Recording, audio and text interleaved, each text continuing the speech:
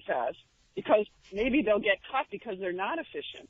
Don't they agree and believe that DFAS is efficient? We do. We know it, and that's why we want to make sure we protect it, and that's why we put the language in.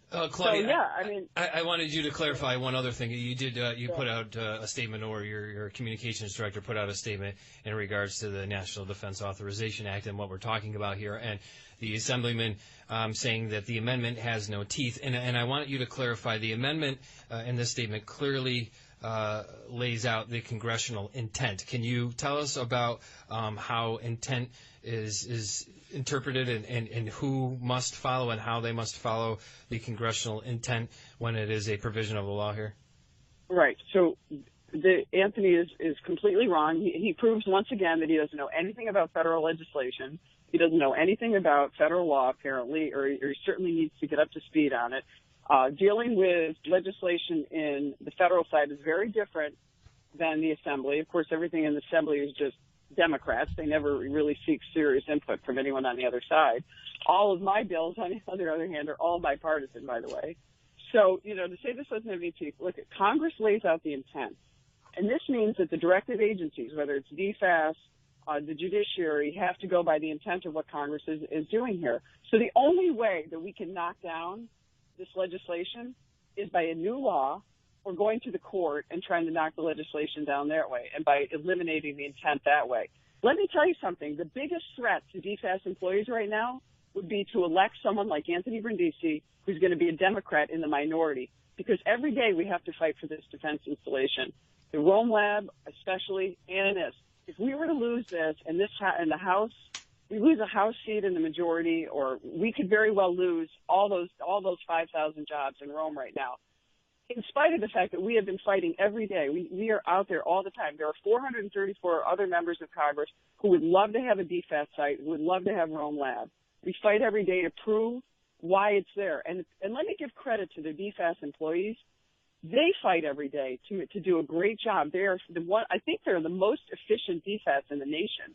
They do a great job. They have the advantage of being in a rent-free environment because it's already part of a defense property. So their efficiencies are even greater improved, which is why I've met with Ed Abinader and other people at DFAS to try to bring even more members and people and growing the workforce at DFAS, bringing more jobs there, bringing more customers. Their customers are the Army, the Navy, the Marines, the Air Force, increasing defense spending, adding jobs and more personnel on the military side only increases the ability of DFAS to grow. Sequestration under Obama, Chuck Schumer, if Anthony Brindisi gets in and we cut the military again and we cut and we raise taxes and all the things that they're advocating to do when Anthony Brindisi goes in and helps Nancy Pelosi impeach the president, all those things are going to roll back everything, and DFAS and Rome Lab will probably be in jeopardy if that should happen. That should scare people more than anything than me out there advocating to try to help the gym out, to bring the perimeter fence, which has been out there forever and nobody's done, or at least 8-10 years, and nobody's done anything until we did it last week, to make sure we save DFAS in our community. This is hard advocacy. We have a president on our side. Thank God we have a Senate majority and not Chuck Schumer leading the way. And we're going to retain the House majority in all likelihood.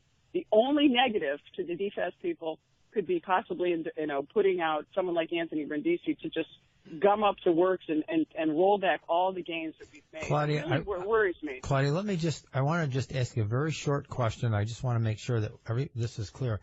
This is what Anthony Brindisi's press release says. Included in bill was cut that seeks to slash DFAS by 25% for no good reason. Cut would impact how DOD funds DFAS operations like Rome. Are you saying that is a false statement? That is a false statement. That's a false statement. The administrator is looking for efficiencies in the bill. And Anthony thinks that it doesn't relate. He's claiming, this is an amendment. And he doesn't understand that an amendment affects the entire bill and the language of a bill.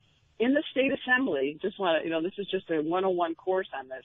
We typically don't add amendments to a bill. All provisions of a bill when you're in the assembly are incorporated within the body of a single bill. In the House, we have bills that have all kinds of amendments on them, and the amendments actually affect the bill in chief. and he's misunderstanding that an amendment affects the bill in chief and the language of the bill, which is why this amendment is tailored in such a way that it affects the general language of the bill and prohibits the administrator from reducing the staff at DFAS. Mm-hmm. And he totally misunderstands that point. The whole mission of this was deceitful.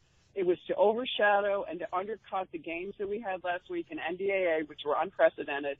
And it's really just ugly politics at its worst. I mean, it really, I'm shocked that Ed Abinader would actually get involved with this. And I think he's losing a lot of credibility with the workforce at DFAS, from what I'm hearing directly from DFAS employees. Well, Congresswoman Claudia Tenney joining us here on the Talk of the Town, and we do have to run, but I do want to thank you for clarifying that. Yes, you got it. Thank you. This is a really important issue. I mean, these are almost 1,000 jobs right there in the union. Right. Mm-hmm. Almost, together with Rome Lab, we have close to 5,000 jobs that are critically important, not to mention how important these installations are and how outstanding our workforce is.